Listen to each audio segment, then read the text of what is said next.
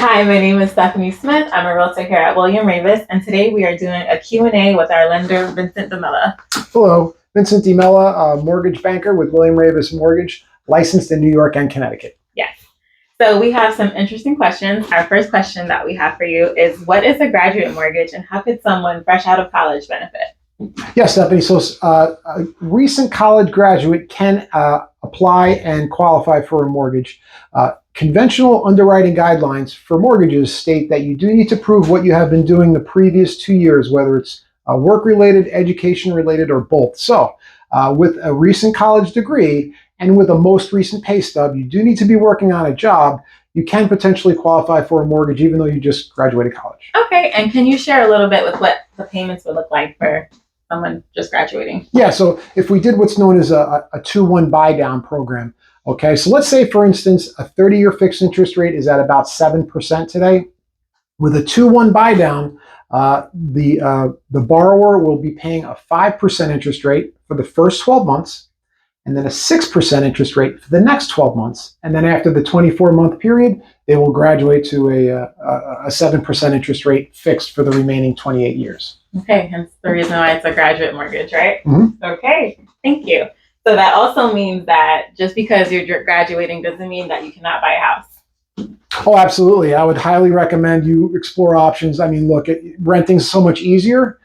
However, I've been a mortgage banker for 26 years, and it's always going to be the best investment for you. Purchasing now, whether you're fresh out of college, whether the interest rates are at a 20-year high, none of that really matters. As long as you can afford the monthly payment and it's in your budget, it'll be the wisest investment choice you will make. Okay. So our next question that we have for you is, can you share your opinion on our current interest rates? Yeah, so my opinion on current interest rates, like I just stated, they are at a 20-year high, and they're a little too high in my opinion. I'll be honest with you. COVID did spoil us, okay? At 2020, rates hit an all-time low. A 30-year fixed interest rate was about 2.75. A 15-year fixed was about 2.5%. And it spoiled us for about 3 years throughout the COVID period, where people got into houses that they normally couldn't afford. They locked in at a low interest rate. I was one of them. Great job. But now they have doubled or even in some cases tripled. So I really believe that at the end of the year, hopefully, I'll never predict interest rates, but hopefully we will have a breather in interest rates where they will come down to 6%, potentially even lower. And if they do come down even lower than that, it's going to free up a lot more inventory, a lot more buyers that have been on the sidelines for years. They're going to come out and be able to purchase, and we're going to have even a more robust market than we've had before. Yes. And just because interest rates are high does not mean that people are not buying and people are not selling. We're still seeing both happen. Absolutely. And just to piggyback on that point, every quarter we've seen an increase in prices for the past 24 months. Every quarter, it's either been 1%, in some instances 10%, depending upon the market. We're here in northern Westchester County, New York, one of the best, most expensive markets in the country, but it is so resilient. Even though the interest rates are at a 20-year high, prices keep going up because of lack of inventory. Right. Okay, so let's move on to our next question. So can you share your advice for buyers looking to purchase a home in terms of credit score, debt to income ratio? Yeah, absolutely, Stephanie. So first off, credit score, that's the first thing you're going to want to do. You could reach out to me and I could do what's known as a soft pull credit. What that means is it does not affect your credit score and it will not appear on your credit report by me inquiring as to what your credit score is. And you're going to want to know. Most of the time people have an idea of what their credit score is. Sometimes they're in for a big shock. I'm just here to, it's kind of like a doctor taking your blood sample. I'm just going to tell you what's in your blood, what's on your credit.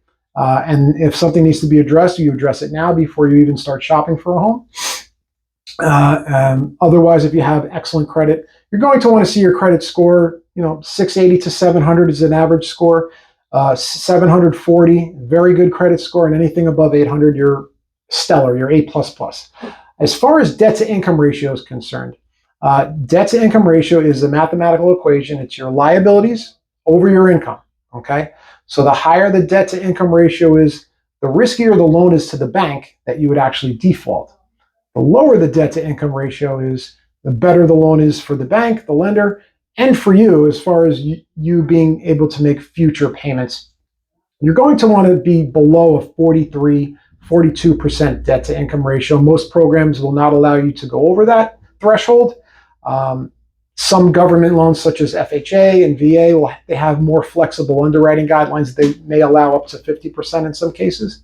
But two things you're definitely going to want to be aware of: your credit score and your debt to income ratio. Okay. And just as you said, we don't want any surprises. So it's best that you do it now and be prepared so that when you're ready to shop, you know what you qualify for. Oh, absolutely. Yeah. The sooner the better. Reach out to me. Or if you have one of those quick apps, it's not going to be the same score as when I pull your credit, but even like a Chase or a Wells Fargo app or a Credit Karma, the scores are going to be a little different, but it at least gives you a general idea where you stand with the credit. Right. I agree. Okay. So our next question, can you explain mortgage points for people who do not know? Absolutely.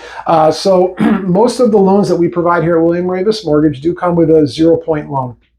What that means is that's the least amount of closing costs you'll end up paying to close on your loan. Okay.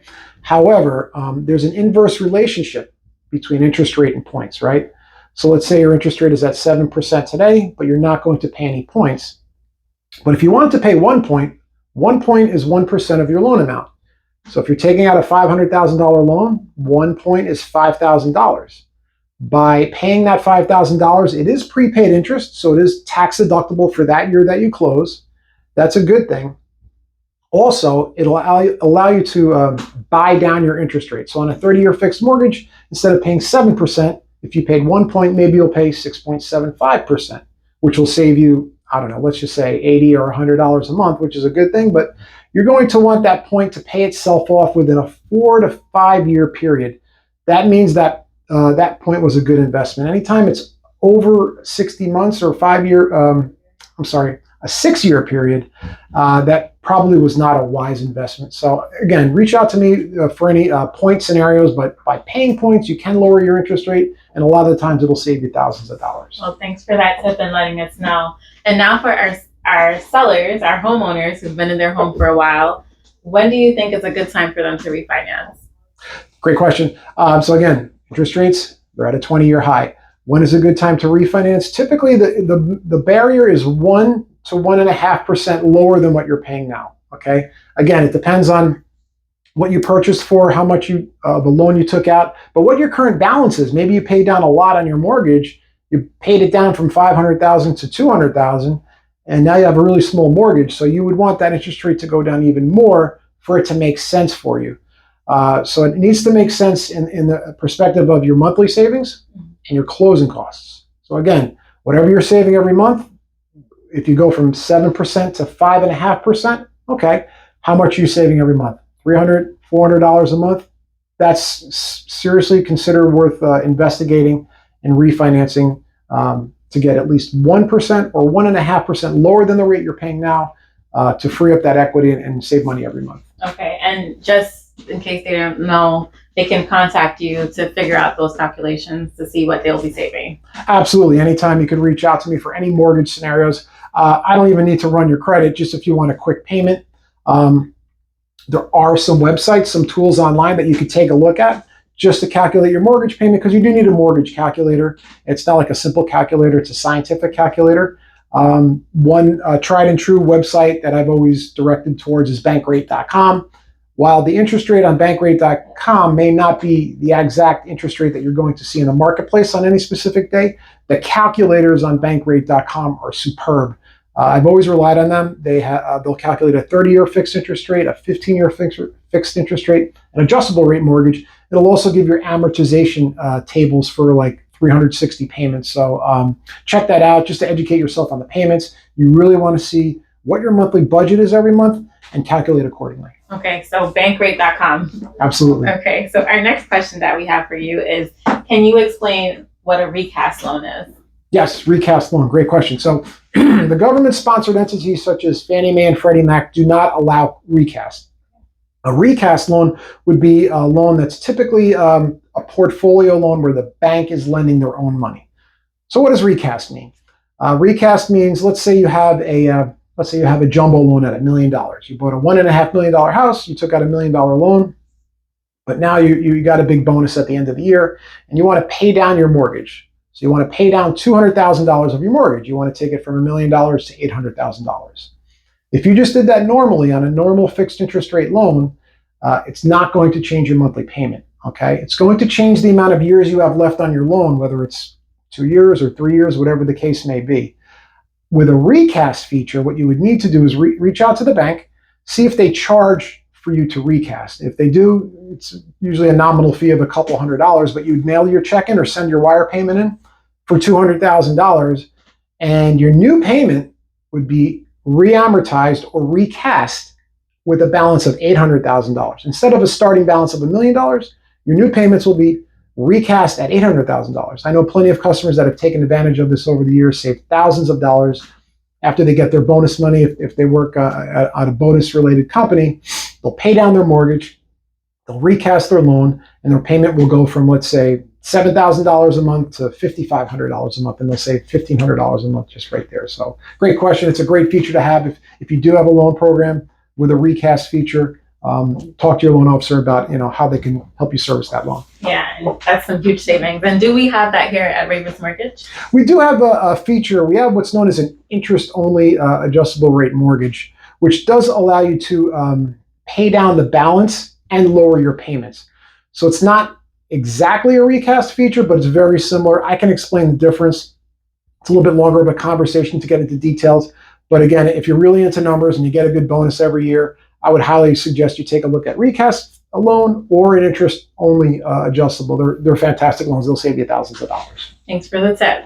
Our next question that we have for you: what happens to the equity in your home when you sell it?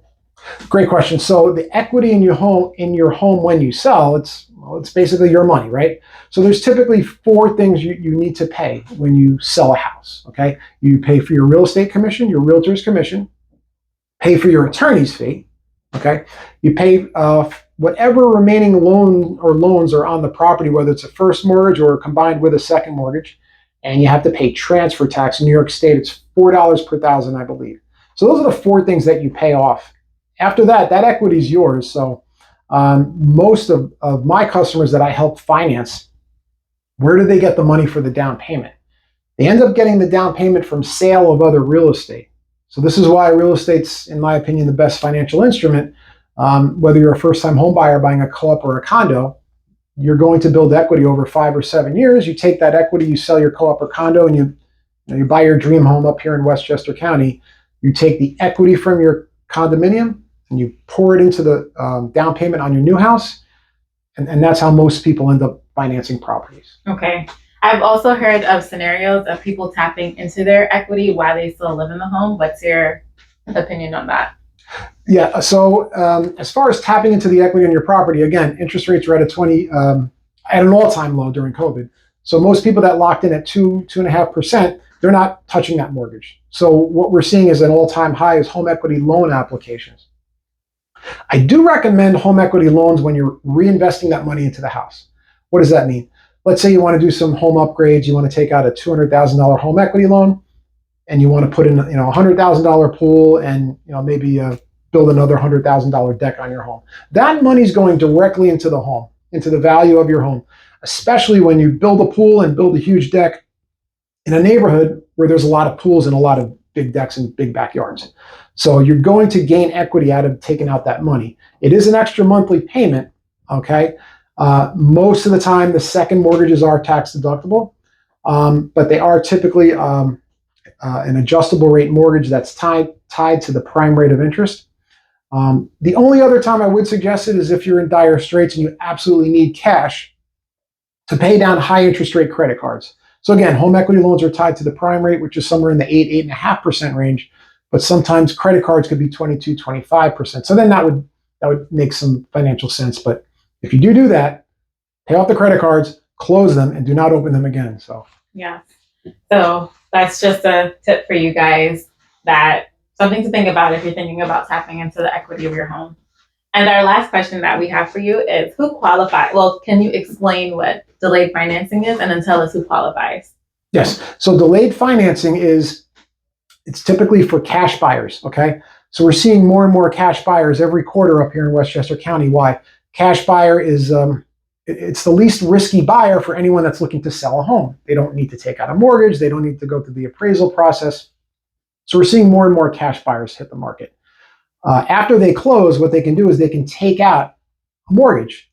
Now, in the old days, it was called a cash out refinance, but with delayed financing, they can take out a mortgage, but pay a lower interest rate that would be more associated with if they were to take out the mortgage and buy the property.